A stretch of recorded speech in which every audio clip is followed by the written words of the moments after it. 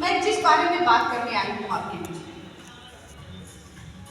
RCM क्या है, अगर कोई मेरे से पूछे ना तो मेरे लिए तो बहुत टेंशन हो जाता है कि क्या बताऊं कि क्या है, क्योंकि आरसीएम मेरे लिए तो मेरी सांस है, मेरी जिंदगी है।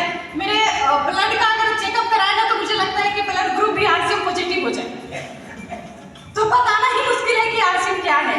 लेकिन जिसके वजह से मेरे जीवन में एक बदलाव आया, क्या करने से आया, वो मैं कुछ बात यहाँ पे रखना चाहूंगी अपने लाइफ स्टोरी के साथ। आज जो मैं यहाँ पे आई हूँ बस एक बदलाव के लिए आई हूँ, क्योंकि हम लोग ना पढ़ते बहुत हैं। आज के समय मोटिवेशन की जरूरत नहीं होती है, भरा हुआ है यूट्यूब पे, इंस्टाग्राम पे, रील्स में, लेकिन वो सारे मोटिवेशन ज्यादातर रील्स में ही है, हकीकत में कम है।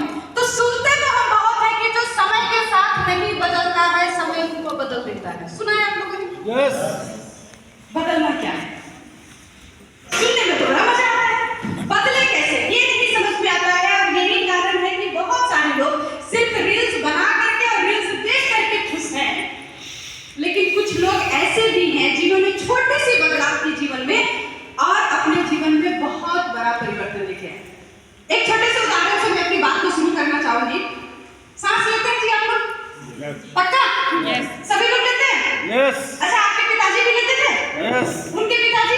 यस। लेते थे। मतलब सांस हर कोई लेते थे, है ना? लेकिन आज से लगभग 30 साल पहले, 25-30 साल पहले एक बंदा हमारे बीच में आया और आके बोला कि मैं सांस लेना सिखाऊंगा। यस। क्या बोले? सांस लेना सिखाऊंगा। ले रहे थे पहले से। उन्होंने क्या की, थोड़ी सी टेक्निक बदली। सांस लेना है लेकिन पहले बाएं नाक को बंद करना है, दाएं नाक से लेना है, फिर बाएं नाक को खोलना है और उससे सांस छोड़ना है। यही सिखाया ना? सांस तो ले रहे थे ऑलरेडी, थोड़ी सी बदलाव करी। दोनों नाक से ले रहे थे, एक नाक से लेना सिखाया। और थोड़ी सी बदलाव करने के वजह से जिस बंदे को उनके गली मोहल्ले में भी कोई जानता नहीं था, जिस बंदे की कोई अच्छी इनकम नहीं थी, जिस बंदे की लाइफ स्टाइल कोई नहीं थी, आज के समय में वो बंदा अरबपति हो गया बाबा रामदेव जी के नाम से।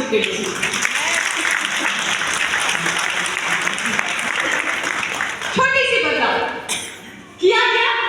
सांस पहले भी ले रहे थे, सांस अब भी ले रहे हैं, उनके बाद भी लेंगे, लेकिन थोड़ा सा तरीका वो चेंज कराने से अपनी जिंदगी में भी बहुत बड़े बदलाव और लाखों लोगों की भी जिंदगी में बहुत बड़े बदलाव।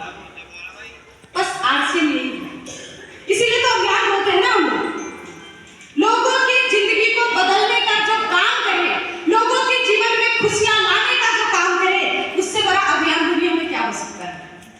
तो मैं आज जिस बारे में बात करने यहाँ पे आई हूँ आप लोगों के बीच में, बहुत प्राउड फील होता है कि मेरे जीवन में आरसीएम जैसा सिस्टम आया, क्योंकि उससे पहले मैं जो थी, थोड़ी सी मेरे परिचय के साथ आज के प्रोग्राम को शुरू करना चाहूंगी। नाम कल्याणी मिश्रा, बोकारो स्टील सिटी झारखंड की रहने वाली हूँ। आज से 17-18 साल पहले की बात करूँ, एक सिंपल सी मामूली सी हाउस वाइफ, गृहिणी, होम मेकर, कुछ भी कर लो। हिंदुस्तान में एक ऐसा काम जिसका ना कोई नाम है, ना दाम है, ना इनाम है, और 24 घंटे करते रहना पड़ता काम पे। 24 घंटे में इसलिए बोलती हूँ ना कि रात में जब सोते भी हैं तो सपने भी यही आते हैं कि सुबह में उठ के बर्तन कितने धोने हैं, कपड़े कितने धोने हैं, बच्चों को स्कूल भेजना है, ब्रेकफास्ट में क्या बनाना है, लंच में क्या बनाना है, डिनर में क्या करना है। कल की सब्जी थोड़ी सी जल गई थी, पतिदेव नाराज हो गए थे, आज कुछ ऐसा टेस्टी बनाओ कि खुश हो जाए। चलता है ना जी? 24 घंटे दिमाग में काम काम काम काम, सिर्फ काम चलते रहता है। लेकिन इसके बावजूद भी एक गृहिणी से पूछो करती क्या हो, तो फिर कुछ नहीं, घर में रहती है। घर वाले भी बोलते हैं कि कुछ नहीं, घर में रहती है। एक साधारण महिला अगर किसी के घर में जाके झाड़ू पोछा भी करती है ना तो बोलते काम करने गई थी। खुद के घर में दिन भर में 5 बार झाड़ू पोछा लगा लो, बोलते कोई काम ही नहीं, इसी में लगी रहती है। होता है ऐसा? कितने लोग सहमत हैं मेरी बात से? कैसा होता है? बिल्कुल सही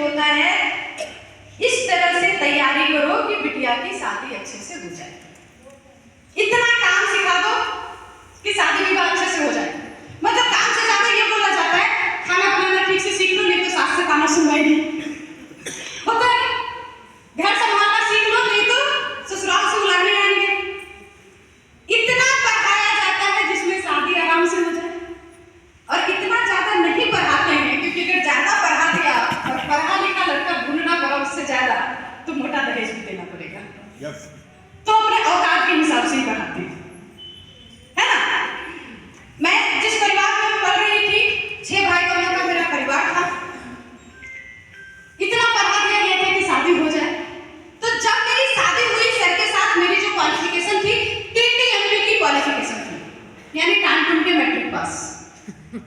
तो इस क्वालिफिकेशन में जब मैं अपने आप को देखती थी, कुछ बड़ा करना है, कुछ ऐसा करना है कि मेरा भी नाम हो, मेरा भी पहचान हो। मेरा एक बहुत आग होता था मेरे अंदर में, एक चाहत होती थी, ऐसा जीवन जीना है ना कि जब मरे ना तो कम से कम 1000 आदमी तो पीछे बोलने वाला हो कि वाह, मतलब कोई मेरे लिए रोने वाला हो, ये नहीं बोले कि अच्छा हुआ गुड़िया मर गई पीछा छूट, ऐसे भी बहुत है ना, तो वो नहीं चाहिए थी मुझे।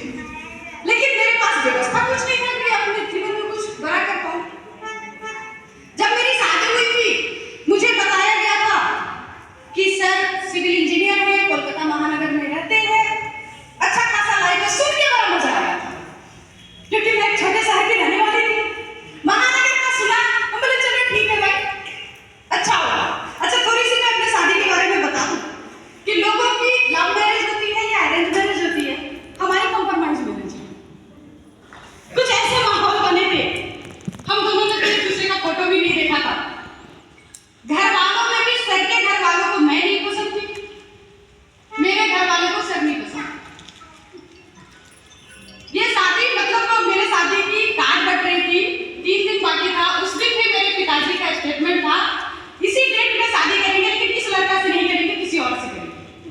और उन्होंने पूरी तैयारी भी कर ली थी कि बारात तो आएगी लेकिन बारात को वापस कर देंगे, ये तैयारी थी। लेकिन पता नहीं ऊपर वाले की क्या प्लानिंग थी, उनके प्लानिंग के आगे किसी का कुछ नहीं चलता है। लास्ट समय में मेरे जीजाजी और इनके जीजाजी दोनों आपस में दोस्त थे और वही लोग शादी सेट कराई थी। तो दामाद का तो इज्जत हमारे हिंदुस्तान में ज्यादा होता है ना, तो ये दामाद तो हड़ताल पे बैठ गए कि अगर शादी वहां नहीं हुई तो हम लोग अपना अपना रिश्ता तोड़ लेंगे। तो सिचुएशन ये हुआ कि अब 2 घर गुजारने से अच्छा है कि एक घर बसा दो। Wow, good. इस कंडीशन में शादी हुई। लेकिन थोड़ा सा लगा कि चलो भैया महानगर में तो रहने को मिलेगा।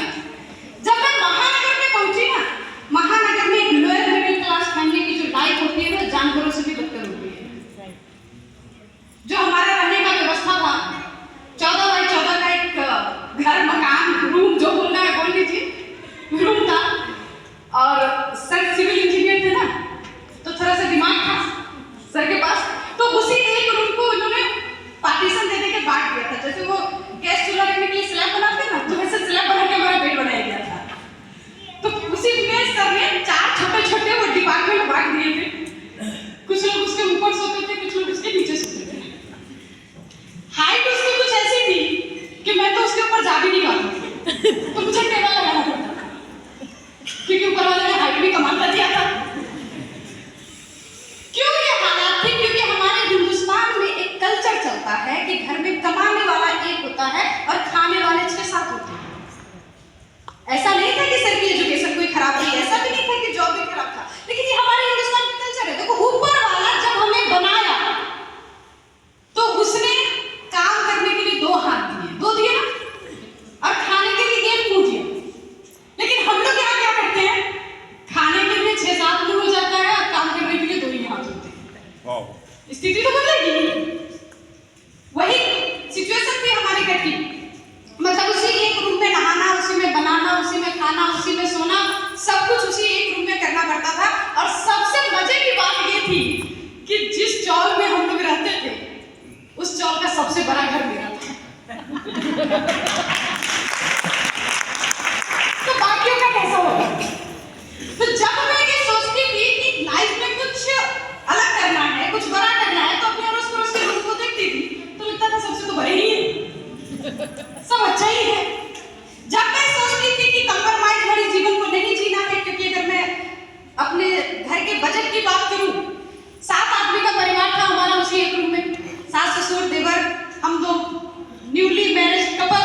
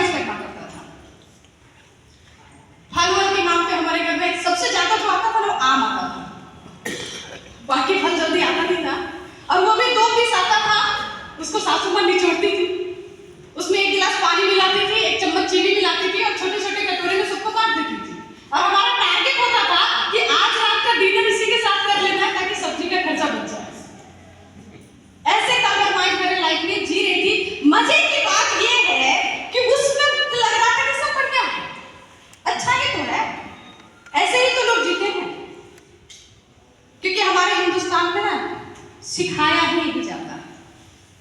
कदम कदम पे कंप्रोमाइज करो, जो है जैसा है उसमें जीना सीख जाओ।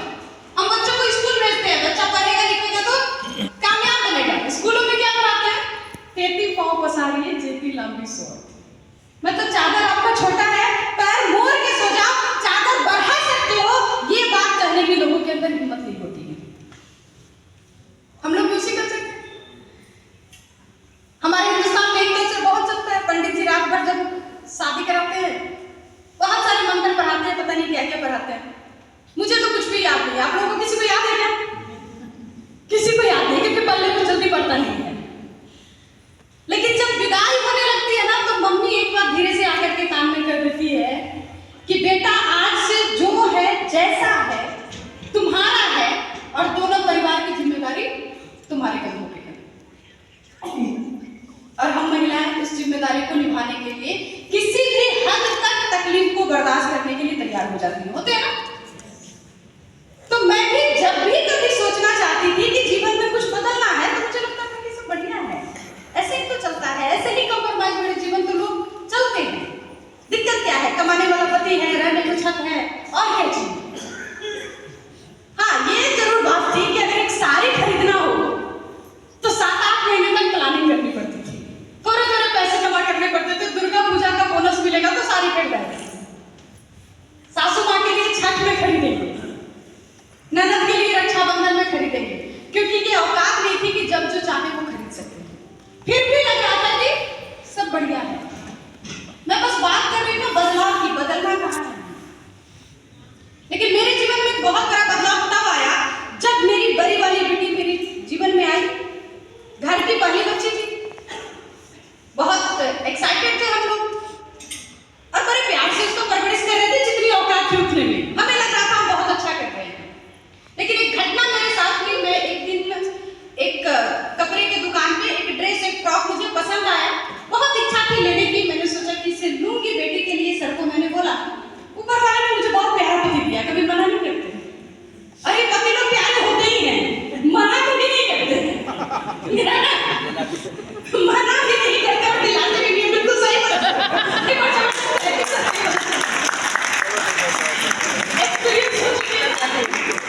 तो सर ने मुझे मना नहीं किया, बोले ठीक है चलो चल के ले। और जब हम लोग दुकान पे पहुंचे तो मेरी नजर थी फ्रॉक पे और सर की नजर थी प्राइस टैग पे। उस फ्रॉक की कीमत थी उस वक्त 500 रुपए। सर ने जैसे ही प्राइस टैग देखा, सर देख करके बोले कि ये जो कपड़ा है ना बच्ची को कंफर्टेबल नहीं लगेगा, मजा नहीं आएगा इसमें, बच्ची को पहन नहीं पाएगी, वो छोटी सी है ना, कुछ और देखते हैं।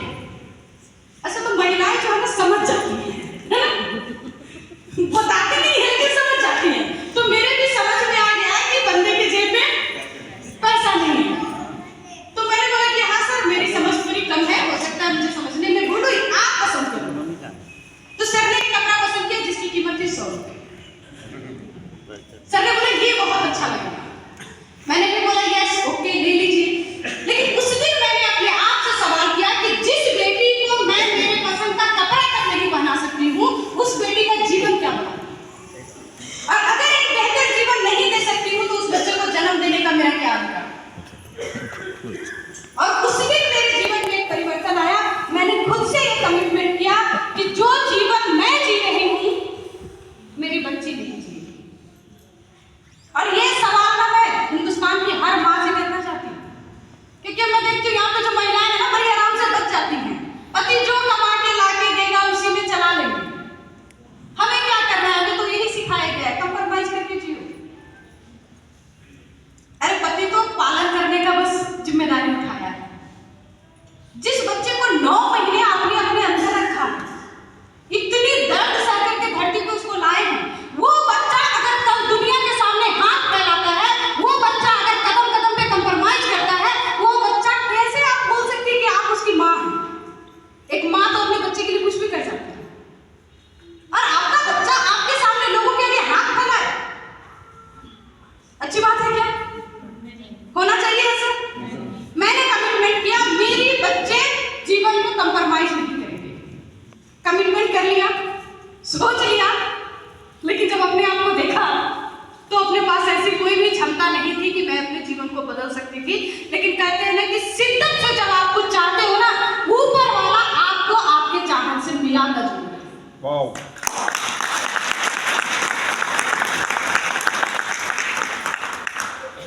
हमने ठान लिया कि अमीर बनना है। मैंने सर के पास बोलना शुरू कर दिया, सर ये जीवन नहीं जीना है, अमीर बनना है, कुछ अच्छा करना है, कुछ बड़ा करना है।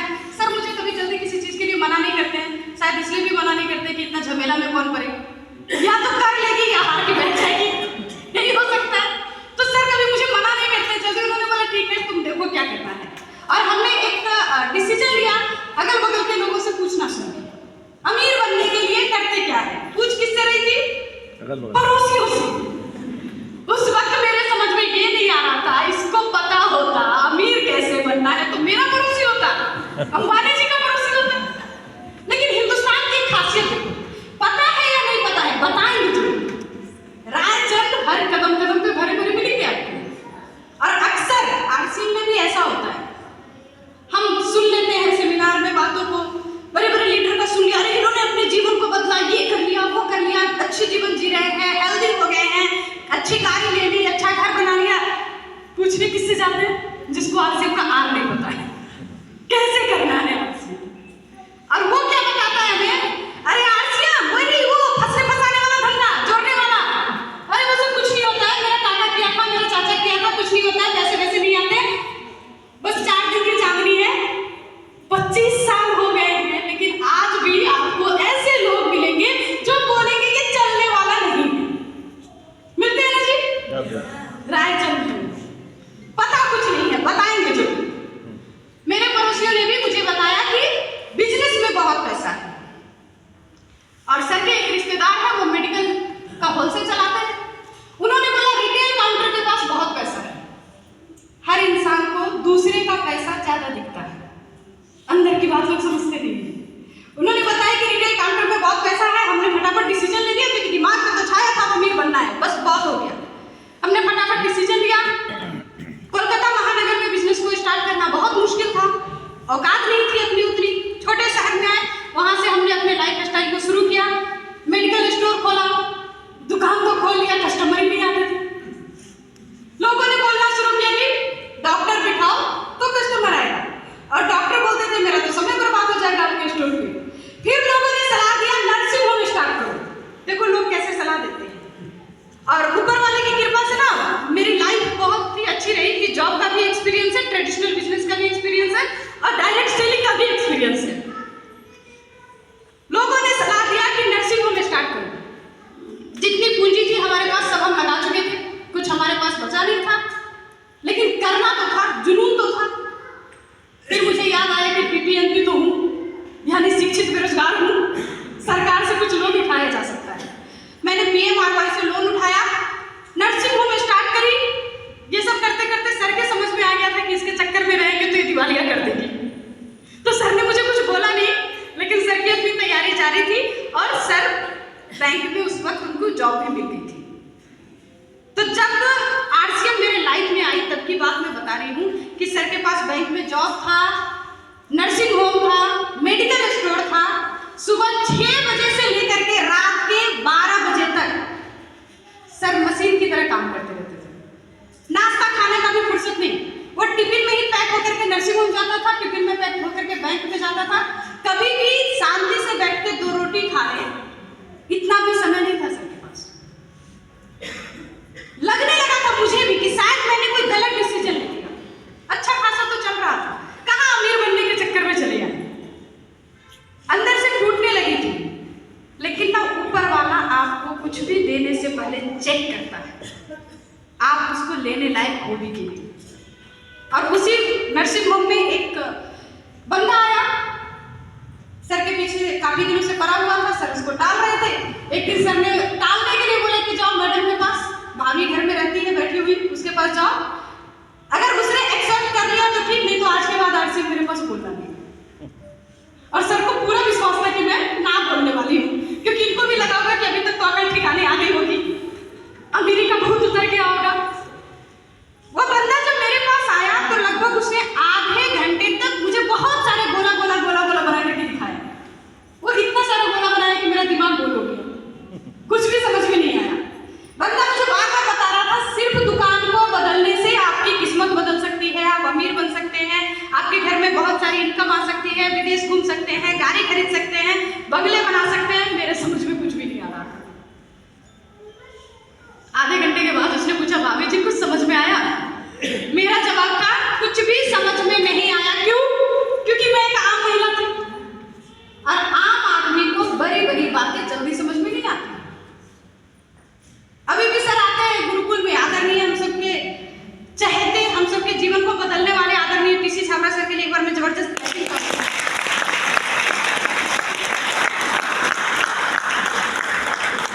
सर गुरुकुल में आते हैं, वन बीम में भी आते हैं, बहुत बड़ी बड़ी बातें करते हैं, हमारे पल्ले तो नहीं पड़ती। हम तो सर को बोलते हैं कि सर आप जो बात करते हैं ना वो ईश्वर की बातें हैं, और हम लोग आम इंसान हैं, समझते समझते समय लग जाता है, तो थोड़ा समय तो लगेगा। आम आदमी को बड़ी बड़ी बातें जल्दी समझ में नहीं आती, मेरे समझ में भी नहीं आई थी। लेकिन जब उस बंदे ने कहा कि आप इस सिस्टम में जुड़ करके एक साबुन खरीदेंगे तो 1 रुपया आएगा, ये 1 रुपया फटाफट समझ में आ गया। क्योंकि मैं एक सिंपल गृहिणी, गुल्लक में पैसे जमा करना जानती थी, और हम गृहिणियों की खासियत होती है कुछ ना कुछ हम जमा करते हैं ना जी।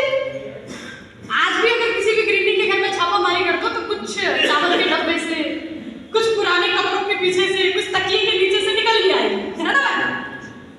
करते हैं हम लोग, क्योंकि हम जानते हैं कि ये छोटी छोटी बचत एक समय हमारे जीवन में बहुत बड़ी मदद कर देती है। मैंने तुरंत अपना दिमाग लगाया, तुरंत जोड़ा कि महीने में 4 से 5 पीस साबुन का खर्चा है। इसी रफ्तार से अगर खर्च हुई, पूरे जीवन में 1 लाख पीस साबुन तो जरूर खर्च हो जाएगी। और एक साबुन पे अगर 1 रुपया बचता है तो पूरे जीवन में, बुढ़ापे में मेरा रिटायरमेंट फंड होगा 1 लाख रुपया। ये सोच करके मैंने फटाफट सिस्टम को ज्वाइन किया।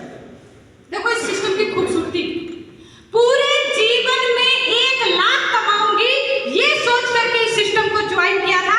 आज के समय ये सिस्टम मुझे महीने का 4 लाख प्लस दे रहा है।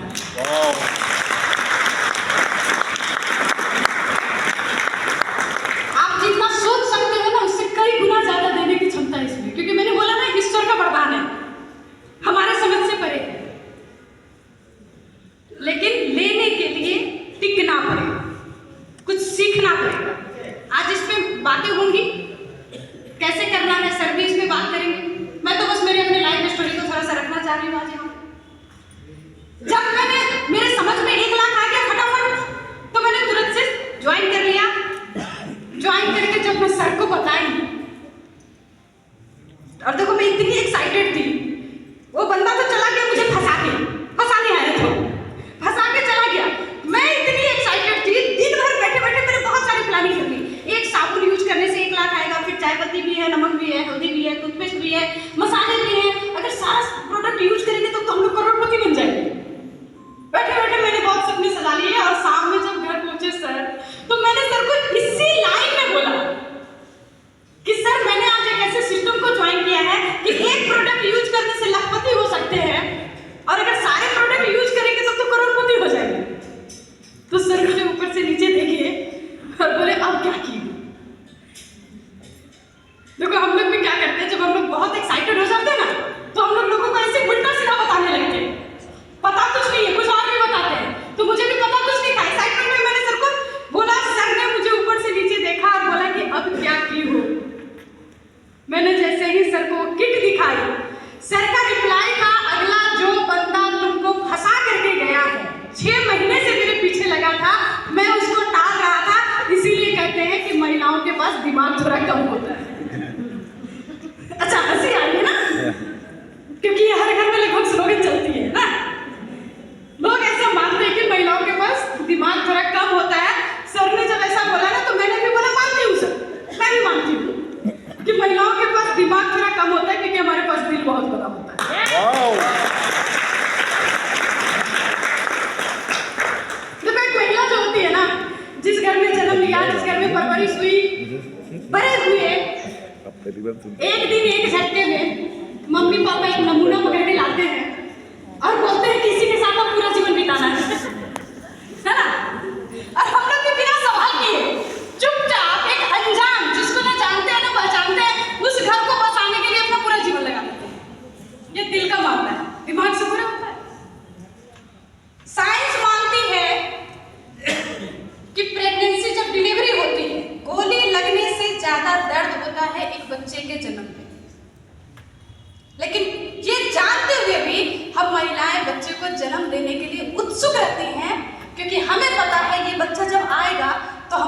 वाले जीवन को खुशियों से भर देगा। ये दिल का मामला है, दिमाग से नहीं हो सकता है। तो ऊपर वाले ने दिल हमें दिया है, काम उसी से चलाना है। मैंने सर को बोला, सर कोई बात नहीं, जीवन में बहुत सारे ऐसे डिसीजन है जो दिल से लेके पछता रही हूँ, ये भी डिसीजन दिल का है, निभा लूंगी। सर इससे ज्यादा कुछ बोले नहीं। शुरुआत हुई वहां से हमारी मार्केटिंग की। 2-3 महीने जैसे हमने प्रोडक्ट यूज किया, हमारे एरिया का पिकअप सेंटर बंद हो गया। अब सामान लाने के लिए अपने घर से 60 किलोमीटर दूर जाना था। 120 किलोमीटर 120 किलोमीटर, तो वहां जाना मेरे बस की बात नहीं थी। तो फिर हमारे पास एक आसान उपाय होता है, मम्मी पापा की कृपा से हमारे जीवन में हस्बैंड, जिसको महिलाएं जैसे चाहती है बैंड की तरह बजाती है हंसा हंसा के, और पति से काम कैसे निकलवाना है ये भी हमें बचपन से सिखा दिया जाता है ना। बोलते ना कि दिल का रास्ता पेट से जाता है। अच्छा अच्छा खाना बनाना सीख लो। और मेरे लिए तो बहुत आसान है, क्योंकि मेरे पतिदेव को पकौड़े बहुत पसंद है, तो ज्यादा मेहनत भी नहीं होता है। तो जब भी कुछ काम करना होता है तो सर को पकौड़े खिलाने लगती है। तो जैसे ही मैं 2-3 दिन लगातार पकौड़े देती थी, सर समझ जाते थे कि लिस्ट कभी भी हाथ में आ जाए।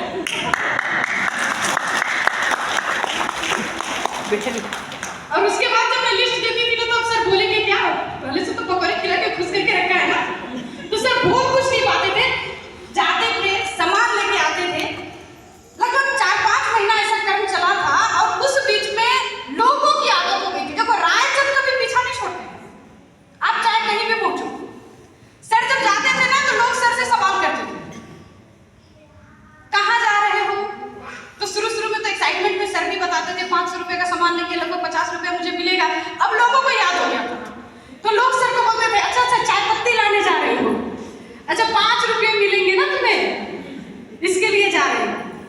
तो लोग सर को ऐसा बोल देते थे कि तेरी बीवी तो मूर्ख है, समझ में आता है, तुम बैंकर हो जी।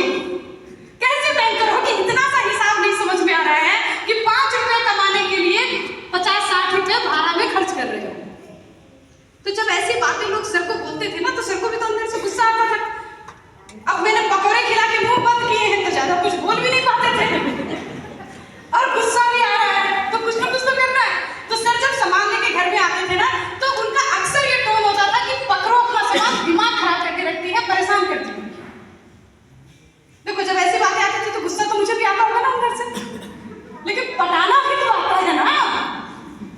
अगर मैं भी चाहती तो उस वक्त लड़ सकती थी, और अगर उस दिन लड़ती तो शायद उसी दिन आरसीएम खत्म हो जाता मेरे घर से। लेकिन मैं क्या करती थी, जैसे ही देखती थी कि सर थोड़े से नाराज है, सर को 1 गिलास ठंडा पानी 1 कप चाय पिला देती थी, फिर सर अपने काम में लग जाते थे। लगभग 7 महीने तक ऐसा चला, और 7 महीने बाद पहली बार मेरे नाम से मेरे घर में एक चेक आता है, जिसके ऊपर लिखा हुआ था कल्याणी मिश्रा, और अमाउंट थी 555 रुपए।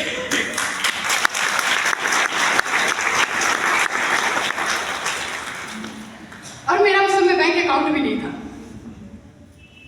वहां से हमारी जर्नी शुरुआत हुई। जब उस चेक को मैंने सर को दिखाया, तो सर को भी समझ में आ गया कि कुछ तो विशेष है, बिना कुछ किए भी अगर पैसे आते हैं, सिर्फ प्रोडक्ट यूज करने से, तो इसको अगर सीखेंगे तो और भी बहुत कुछ आएगा।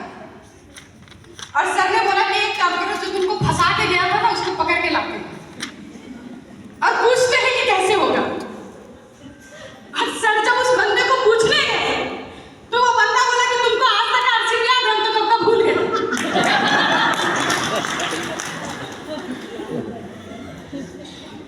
अक्सर लोग यही काम करते हैं। जिस बंदे ने मुझे आरसीएम बताया था, वो आज लोगों के घरों में शादियों में फोटो खींचता है। मैंने उससे आरसीएम को सुना था, लोग मेरे साथ फोटो खिंचवाते हैं।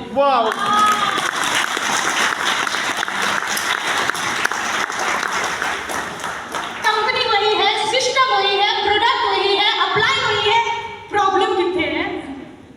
सही बात, कुछ तो कारण होगा ना। मेरे लिए भी सिचुएशन हुई थी, उसके लिए भी सिचुएशन हुई थी। जो लोग मुश्किल दौर में, देखो जब भी हमारे जीवन में संघर्ष आता है ना, ऊपर वाला जब भी परेशानी देता है, वो कमजोर आदमी को परेशान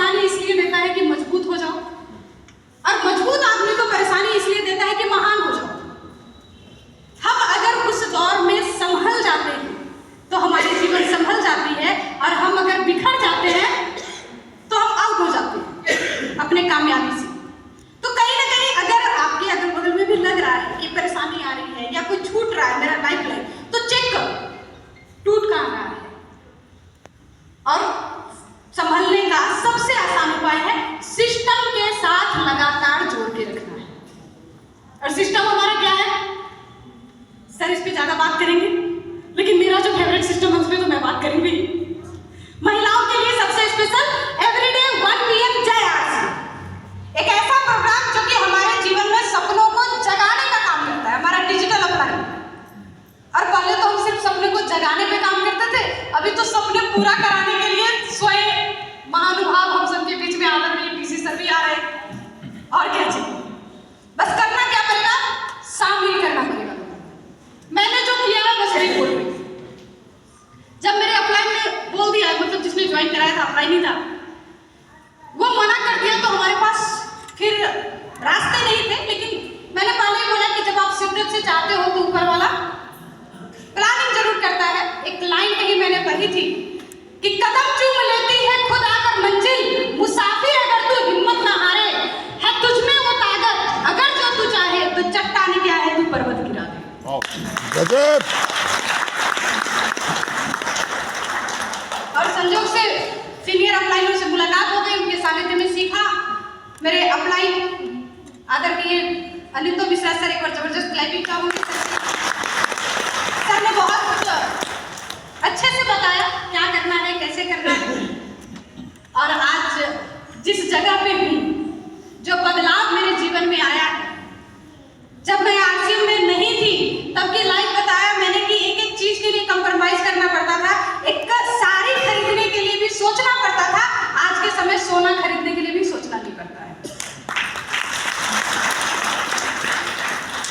अभी लोगों का बहुत टेंशन बढ़ रहा है, सोना का रेट लगातार बढ़ रहा है। आता है खबर, मेरे अड़ोसी पड़ोसी रिश्तेदार सब बोलते हैं अब तो हम लोग सोना नहीं खरीद पाएंगे, इतनी इसकी कीमत लगातार बढ़ते जा रही है। मैं मन ही मन मुस्कुराती हूँ, तुम खरीदने के लिए सोच रहे हो, मेरा तो हर महीने सोनार की दुकान में एडवांस पैसा जमा रहता है, वो पीछे पड़ा है कि पैसा रखा है सोना लेके जाओ। मैं बोलती हूँ रहने दो, जब जरूरत होगा आ जाऊंगी। जब मैं आरसीएम में नहीं थी, मेरे लाइफ स्टाइल की बात करूं, कुछ खाने के लिए भी कंप्रोमाइज करना पड़ता था। मैं अपने घर की बचत पहले ही बता चुकी थी। आज के समय दुनिया की सबसे महंगी डिश भी खाना चाहूँ ना, अब भी खाना चाहूँ तो अभी खा सकती हूँ। ये स्थिति है हमारी आरसीएम की वजह से। जब मैं आरसीएम में नहीं थी, जब कहीं जाना होता था बचपन से, और जाना कहाँ होता था, या तो नानी के यहाँ या दादी के यहाँ, उससे ज्यादा तो कहीं जाना होता नहीं था। लेकिन जब हम लोग स्टेशन पे जाते थे ट्रेन पे चढ़ने के लिए, और ट्रेन आती थी तो सामने से ना 2-3 बोगी पार होता था डब्बा, जिसमें काले रंग का शीशा लगा हुआ होता था, और हम लोग कभी उसमें जाते ही नहीं थे। तो मैं अक्सर मेरे पेरेंट्स से, मेरे परिचय के लोगों से पूछती थी कि हम लोग उस डब्बे में क्यों नहीं जाते हैं, उसके अंदर आखिर है क्या, क्योंकि बाहर से तो कुछ दिखता ही नहीं था।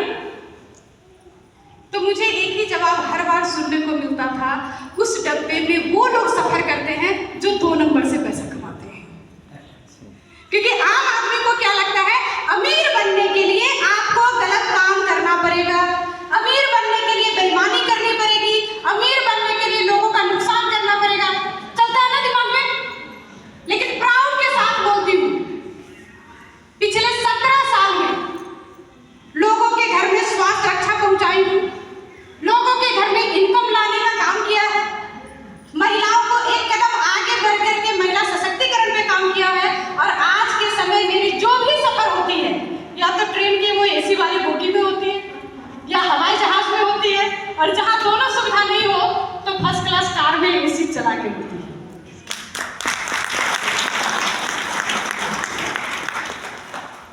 जब मैं आरसीएम में नहीं थी, एक साधारण महिला थी, घर में भी मुझे मेरे नाम से नहीं बुलाया जाता था। और ये सिर्फ मेरी कहानी नहीं है, हिंदुस्तान में बहुत सारी गृहिणी की कहानी है। किसी की मम्मी, किसी की नानी, किसी की चाची, किसी की दादी, कुछ भी पहचान हो जाती है हमारी, अपने खुद के नाम से कोई पहचान नहीं होती है। यहाँ तक कि किस गांव से आए हैं उस गांव के नाम से बुला लेते हैं, है ना, शिक्षा वाली, देहरादून वाली, उत्तरकाशी वाली, नाम होते हैं ना, हमारे भी ऐसे नाम थे। लेकिन सिर्फ मेरे नाम के साथ आरसीएम के जुड़ जाने से आज के समय पूरे हिंदुस्तान में लोग मुझे मेरे नाम कल्याणी मिश्रा के नाम से जानते हैं।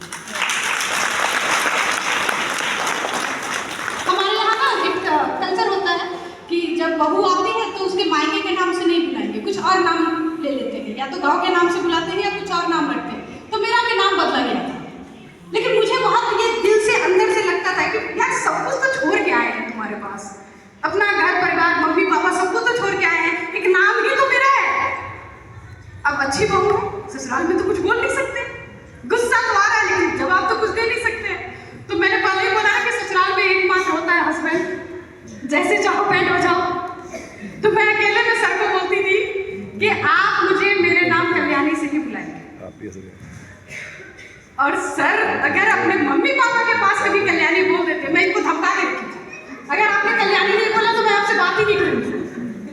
और सर अगर उन लोगों के सामने बोल देते थे तो मम्मी से डांट सुनना पड़ता था, हमने इसका नया नाम दिया है, तुम इसके नाम से क्यों बुलाते हो। बेचारे दोनों तरफ से बचते थे।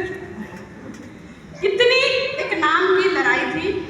आज के समय में जिस महिला को घर में कोई नाम से नहीं बुलाता था, जिस महिला का घर में कोई मत नहीं था, जिसके बातों का कोई वैल्यू नहीं था, आज उसे भारत सरकार के द्वारा महिला दिवस में लाइफ टाइम अचीवमेंट अवार्ड दिया था।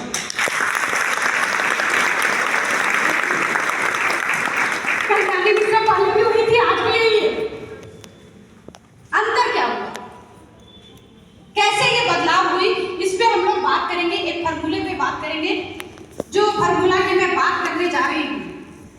जिंदगी के किसी भी क्षेत्र में, मैं सिर्फ आर्सिंग की बात नहीं कर रही हूँ, जीवन के किसी भी क्षेत्र में अगर आप कामयाब होना चाहते हैं तो ये फार्मूला आपके काम में आएगा।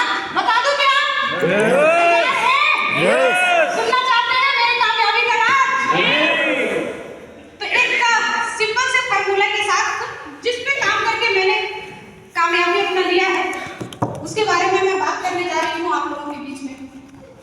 मैंने अपने लाइफ के बारे में बताया, जिस बच्ची के बारे में बोली थी, थोड़ा सा बोलना बहुत जरूरी है, क्योंकि जिस बच्ची के लिए मैं एक ड्रेस तक खरीदना अफोर्ड नहीं कर पा रही थी, आज के समय वो बेटी मेरी जैसे जीना चाहे उसको आजादी अपने हिसाब से जीना, जब जो चाहे। अभी उन बच्चों को ना सोचना नहीं पड़ता, उनको पता है मेरी मम्मी के पास उतना पावर है, पापा से भी बात में पूछना है, जब जो चाहे वो कर सकते।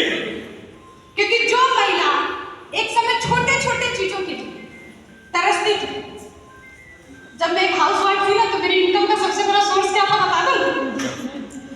सबसे पहला सोर्स तो था, कभी सब्जी भाजी खरीदने गए, 100 रुपए का सामान लिया, पतिदेव को बताया 120 रुपए का हुआ है, 20 रुपया अपना कमाते हैं ऐसे हम लोग। अच्छा, कितनी महिलाएं हैं जो इस कमाई कभी कभी ली हुई है? वाह, ग्रेट, जबरदस्त लाइटिंग होना चाहिए। मेरे समय तो ये चलता था, लेकिन आज के समय बहुत मुश्किल हो गई। ये डिजिटल इंडिया जब से आया था, सबसे ज्यादा परेशानी महिलाओं का होता है। अभी हम लोग मार्केट भी जाते हैं, सामान भी खरीदते हैं, पतिदेव क्या बोलते हैं, बारकोड भेजो, स्कैन करके यहीं से पेमेंट कर देता हूं। हमारी इनकम तो गई। दूसरा मेरा इनकम का सबसे बड़ा सोर्स था कि पतिदेव के जेब में कुछ पैसे छूट जाए और कपड़े धोते वक्त मुझे मिल जाए। अच्छा, उनको अगर याद नहीं आया तब तो प्रॉफिट, और याद आ गया तो लॉस, लेकिन चांसेस तो थे। आज के समय पतिदेव जेब में पैसे ही नहीं रखते। अब तो कपड़े धोने में भी लोगों को मजा नहीं आता। आता है क्या? उम्मीद ही नहीं है, कुछ है ही नहीं कि मिलेगा। 20-25 रुपए के लिए मैं आश्रित रहती थी कि कहाँ से मिलेगा, कोई आएंगे तो दे देंगे। महिलाएं आती है ना घर में, बड़ी बुजुर्ग, लो बहू चूड़ी पहन लेना, है ना, 50 रुपए 100 रुपए दे देती है। उनको भी पता है चूड़ी तो रखा है इसके पास, ये एक्स्ट्रा दे रही हूँ, कुछ अपना काम कर सके। तरस खाते लोग मेरे पे यार। मैं ये हर महिला के बारे में बोली, जो ऊपर वाले ने बनाया था ना, एक चेक करो। ऊपर वाले ने जब सृष्टि का निर्माण किया ना, तो सारा पावर महिलाओं के हाथ में। लक्ष्मी माता को धन दे दी, सरस्वती माता को बुद्धि दे दी, और पार्वती माता को शक्ति दे दी। सब माताओं को दिया ना। अब बप्पा लोगों को तो बॉडीगार्ड बना के हथियार पकड़ा के खड़ा कर दिया कि तुम हम संभालते हो। और धरती पे आके हम महिलाएं क्या करेंगे? बात करते हैं महिला सशक्तिकरण की। किसको सशक्त करना है? ऑलरेडी सशक्त हम हैं, ऊपर वाले ने बना के भेजा है। सशक्त होने की जरूरत नहीं है, जागरूक होने की जरूरत है। सशक्तिकरण तो अगर किसी को चाहिए तो पुरुषों को चाहिए।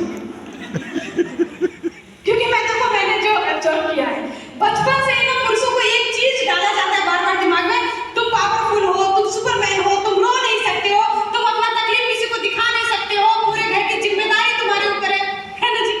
ऐसे ही परवरिश होती है ना आप लोगों की। बेचारे इंसान बन ही नहीं पाते, मशीन बन के जीना पड़ता है।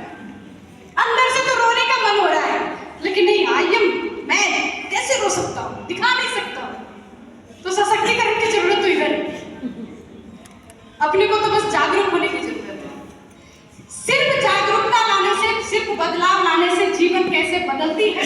मैंने थोड़ा सा ये बात यहाँ पे रखा, मैं बात कर रही थी मेरे बच्चों की, क्योंकि कहानी वहीं से शुरू हुई थी। आज के समय मेरे बच्चे जब जो चाहें करने के लिए उनके पास टाइम से भी फ्री है, पैसे से भी फ्री है। टाइम से फ्री क्यों है? स्कूल को मैंने बोल दिया है इतना ही पढ़ाओ कि अच्छा इंसान बन जाए, नौकर नहीं बनाना है। क्योंकि मुझे बहुत प्राउड होता है, पहले मुझे लगता था कि काश मम्मी पापा कुछ ज्यादा पढ़ाए होते तो हम भी कहीं नौकरी कर रहे होते, लेकिन अब बोलती हूँ कि थैंक गॉड ऊपर वाले की टीटीएमपी थी।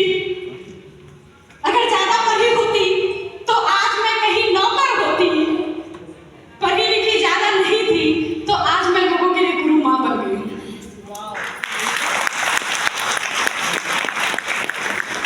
तो बच्चों को भी बोलती हूँ कि उतना ही पढ़ो जिससे एक अच्छा इंसान बन सको। टाइम की भी फ्रीडम है, मनी की भी फ्रीडम है उनके पास। लेकिन एक चीज और कहना चाहती हूँ, क्योंकि इस तरह की आजादी जब मिलती है ना तो अक्सर बच्चे बिगड़ जाते हैं, गलत रास्ते पे चले जाते हैं। लेकिन मैं खुल करके तो क्यों नहीं देते बच्चों को आजादी? इसीलिए तो कहीं गलत रास्ते पे चले जाएंगे। दुनिया का कौन माँ बाप चाहता है कि उसका बच्चा आतंकवादी बन जाए? कौन माँ बाप चाहता है उसका बच्चा डकैत बन जाए, दारू पी के रोड पे घूमे? कोई चाहता है क्या? लेकिन फिर भी हो रहा है। क्यों हो रहा है? क्योंकि कहीं ना कहीं हम वो संगत, वो संस्कार बच्चों को नहीं दे पा रहे हैं। मैं प्राउड के साथ कहती हूँ कि बच्चे आरसीएम के संस्कार में पले हैं। आज के समय मैंने कुछ नहीं किया, मैंने तो 2 क्लास के बाद किसी बच्चे की किताब लेके बैठा भी नहीं कि क्या पढ़ रहे हो नहीं पढ़ रहे हो। उनकी जिम्मेवारी खुद की। सिर्फ एक काम किया, जब भी ऐसे मीटिंग सेमिनार हुई हमारे एरिया में, बच्चों को वहां लेके गई, आरसीएम की संगत में रखा और आरसीएम का न्यूट्रिशन प्रोडक्ट जब जिसको चाहिए था वो प्रॉपर रूप से दिया। आज के समय मेरे बच्चे खेल में भी नंबर 1, जो कल्चरल प्रोग्राम होती है स्कूल उसमें भी नंबर 1, पढ़ाई में भी नंबर 1। कोई ट्यूशन नहीं देती हूँ, कभी पढ़ने के लिए बोलती नहीं हूँ, अपनी मर्जी से पढ़ते हैं, लेकिन रिजल्ट लाते हैं तो उसमें टॉप में आते हैं, क्योंकि उनके साथ आरसीएम का संस्कार है।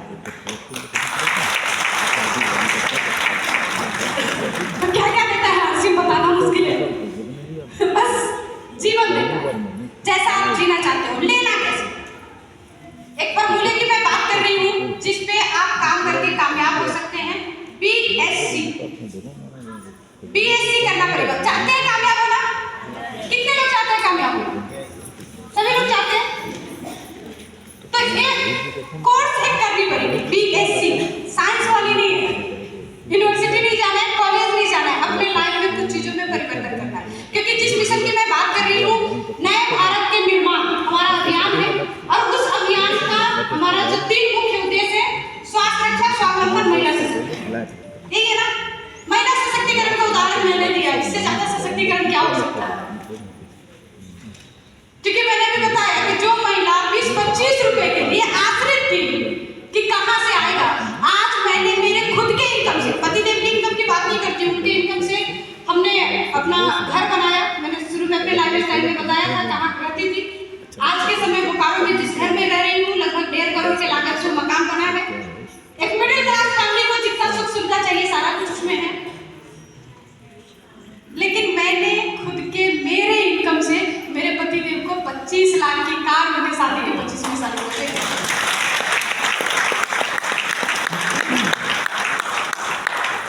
तो महिला सशक्तिकरण इससे ज्यादा क्या हो सकता है? और आज यहाँ मेरा आने का मकसद अपनी कहानी सुनाना सिर्फ नहीं है, ये तो मैं इसलिए सुना रही हूँ कि अगर मेरे जीवन में ये बदलाव आ सकता है तो आपके जीवन में भी आ सकता है। चाहते हैं? इतनी सी चाहत में तो वाइटल भी नहीं है। चाहते हैं पक्का?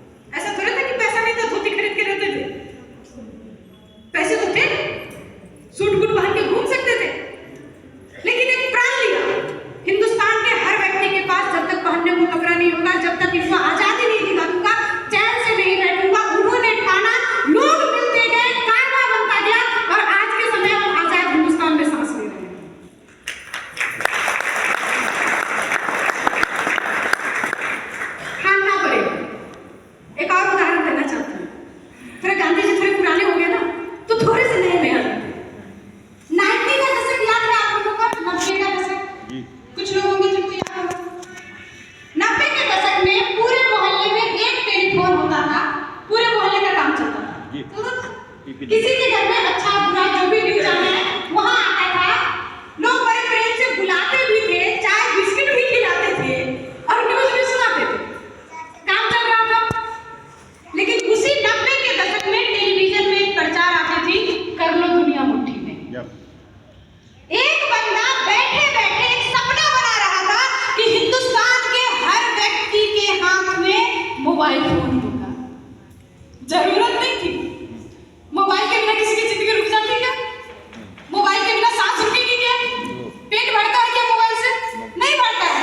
लेकिन आज के समय हमारी ऐसी आदत बन गई है कि घर में आटा नहीं हो तो काम चल जाएगा, मोबाइल में डाटा जरूर होना चाहिए। यस।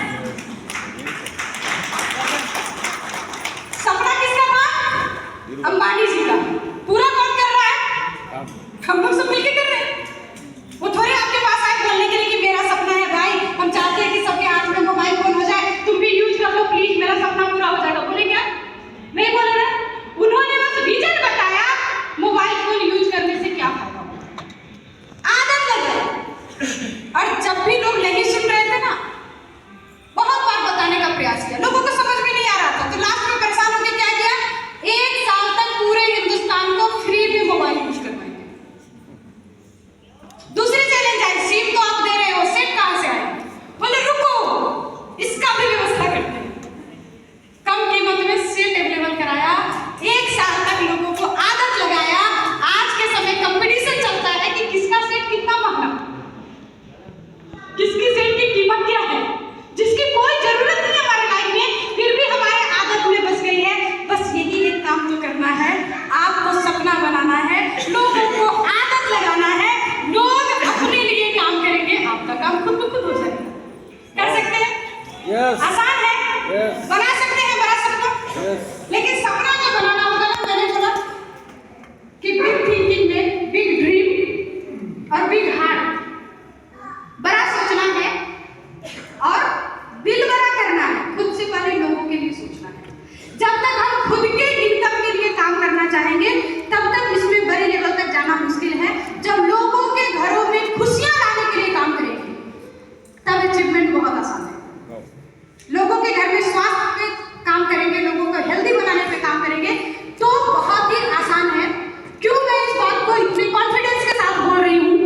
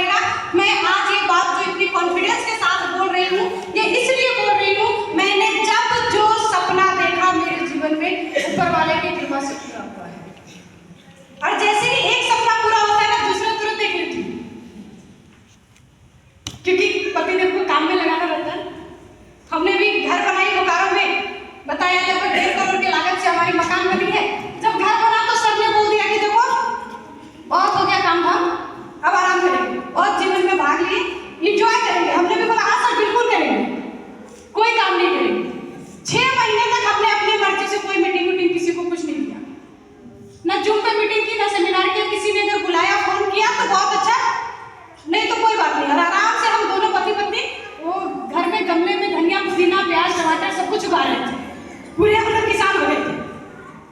इस सिस्टम की पावर देखो, हर महीने अगले महीने जो हमारी इनकम आई वो पिछले महीने से बढ़ के आई, कभी भी गिरी। आज के समय उस जगह पे हूँ, काम ना भी करूं तब भी पैसे आए, लेकिन फिर यहाँ क्यों? घर में बच्चों को छोड़ करके दोनों पति पत्नी, क्योंकि मैंने बोला ना, जैसे ही एक सपना पूरा होता है दूसरा मैं तुरंत देख लेती हूँ। और आज से 2 साल पहले मैंने एक सपना देखा था। आदरणीय हम सबके दादू गुरुदेव मिस्टर बीसी छाबड़ा सर के लिए बड़ा जबरदस्त क्लैपिंग करूंगी।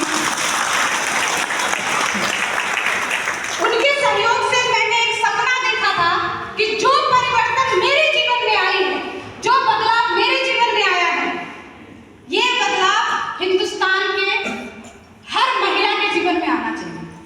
और एक कमिटमेंट मैंने लिया 5 साल के लिए, 5 साल हिंदुस्तान के किसी भी कोने में जाने को तैयार हूं, जिसमें 1 साल मेरा हो गया, 4 ही बाकी है, 4 साल में घूमने वाली हूँ।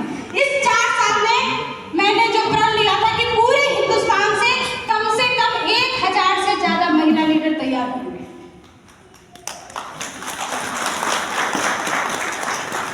2 साल होने जा रहे हैं वर्ल्ड पीएम को शुरू होते हुए, 1 साल हुआ है मेरे जर्नी का फील्ड में। आज के समय में हिंदुस्तान में 350 से ज्यादा महिला लीडर अपने दम में काम करने को, घर से निकलने को, अपने साथ साथ लोगों की जिंदगी बदलने को तैयार है। और जिसका सबसे बड़ा उदाहरण तो उत्तराखंड है। एक बार जबरदस्त क्लैपिंग होना चाहिए उत्तराखंड के लिए। कामयाब होना चाहते हैं तो सपने बड़ा करना पड़ेगा, कर सकते हैं। दूसरी एक चीज मैं थोड़ा सा बात करना चाहूंगी। हमने पहले कहा था हम जिस मिशन पे काम कर रहे हैं, नए भारत का निर्माण, और 3 मुख्य उद्देश्य है: स्वास्थ्य रक्षा, स्वावलंबन, महिला सशक्तिकरण। थोड़ी सी मैं स्वास्थ्य रक्षा पे एक टॉपिक लेना चाहूंगी जो कि मुझे लगता है शायद बहुत जरूरी है आज के समय में। एक दिशा में थोड़ा सा मैं लेके जाना चाहूंगी। आज से अगर 3-4 पीढ़ी आगे की बात करें, जब हमारी दादी नानी का समय था, प्रेगनेंसी, डिलीवरी एक ना लोगों की ये बहुत आसान था। मतलब 4-5 बच्चे महिलाओं के ऐसे ही हो जाते थे, कोई चैलेंज नहीं आती थी, डॉक्टर के पास नहीं जाना पड़ता था। उसकी अगली पीढ़ी में थोड़ा सा समय बदला, जब हमारी मम्मी लोग का समय आया, थोड़ा सा डॉक्टर को दिखाना पड़ेगा, आयरन कैल्शियम की गोली खानी पड़ेगी, हुआ ना ऐसा? बच्चों की संख्या 7-8 से 4-5 तक आ गई। जब हमारी पीढ़ी आई, लोग थोड़े और जागरूक हुए, कुछ इंजेक्शन लेने पड़ेंगे, टेस्ट कराने पड़ेंगे, सोनोग्राफी कराने पड़ेंगे, डॉक्टर की निगरानी में रहना पड़ेगा, शुरू हुआ। बच्चों की संख्या भी पहले से कम हो गई क्योंकि लोग जागरूक हुए, अच्छी बात, होना चाहिए। आज के समय की बात कर रही हूँ, अभी के समय में। हमारे समय तक क्या था, बिना डॉक्टर की निगरानी में मुश्किल था, कुछ भी हो सकता है। डिलीवरी के लिए हॉस्पिटल तो जाना ही जाना है। आज के समय में जब बच्चे का जन्म होता है किसी के घर में, हमारे पास खबर आती है, तो हम पहले ये नहीं पूछते कि लड़का है कि लड़की है, हम क्या पूछते हैं, नॉर्मल है कि सिजेरियन। क्योंकि माइंड सेट हो चुका है 99% डिलीवरी आज के समय में नॉर्मल नहीं हो रही है, जबकि जानवरों में आज भी वही प्रोसेस हो गए। ये बदलाव सिर्फ इंसानों में हुआ है, और अभी तक तो फिर भी हो रहा है। लेकिन आप बहुत तेजी से एक बदलाव देखिए, जितने भी बड़े शहर में मैं जाती हूँ, एक बड़ा सा बोर्ड लगा रहता है, IVF सेंटर। देखा है आप लोगों ने? कितने लोगों ने देखा है? सबने देखा, लगभग सबने देखा है। मतलब क्या है, आज के जो युवा पीढ़ी है वो अब इस लायक नहीं रह पा रहे हैं कि वो डायरेक्ट अपने बच्चे को जन्म दे सकते हैं। प्रजनन क्षमता लगातार लोगों की कम होते जा रही है। इसके लिए साइंस बहुत आविष्कार कर रहा है, साइंस बहुत तैयारी कर रहा है, साइंस तो अपना काम कर रहा है, लेकिन ये हो क्यों रहा है? कहीं ना कहीं हम सब इसके जिम्मेदार हैं। एक छोटे से उदाहरण से मैं अपने बात को रखना चाहती हूँ। महाभारत में वीर अभिमन्यु का नाम सुना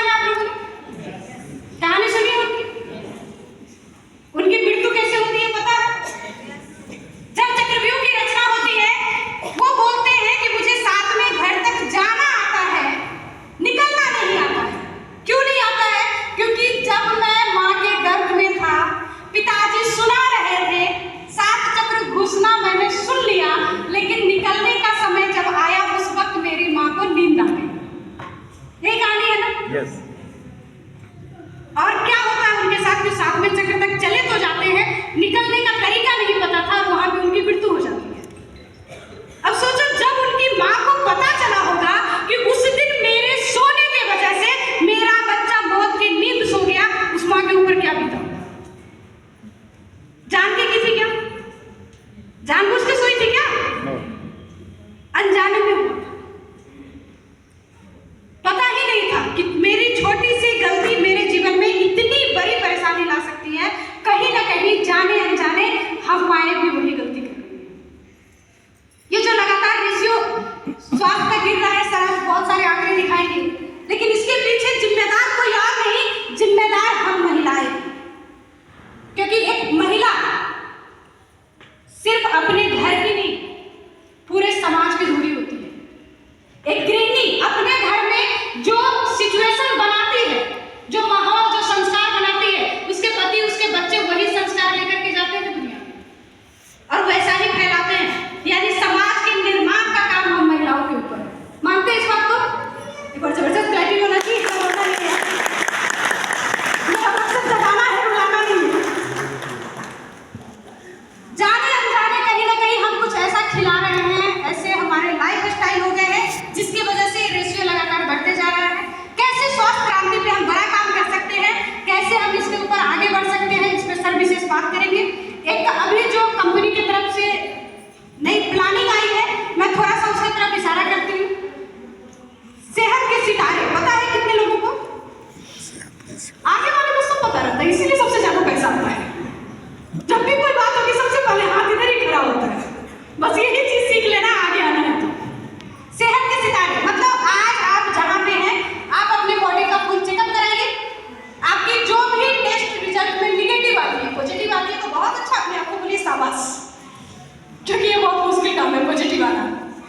लेकिन अगर कुछ भी निगेटिव आती है, सबसे पहला टारगेट लीजिए, पहले खुद को स्वस्थ करें। 3 महीने तक उस रूटीन को फॉलो करेंगे जिस रूटीन के माध्यम से हम अपने जो भी निगेटिव रिजल्ट है उसको ठीक कर सकते हैं। Yes. आसान है कि मुश्किल है? आसान है, कर सकते हैं। तो एक बार थोड़ा दमदार आवाज में होना चाहिए, समाज में कैसे होगा?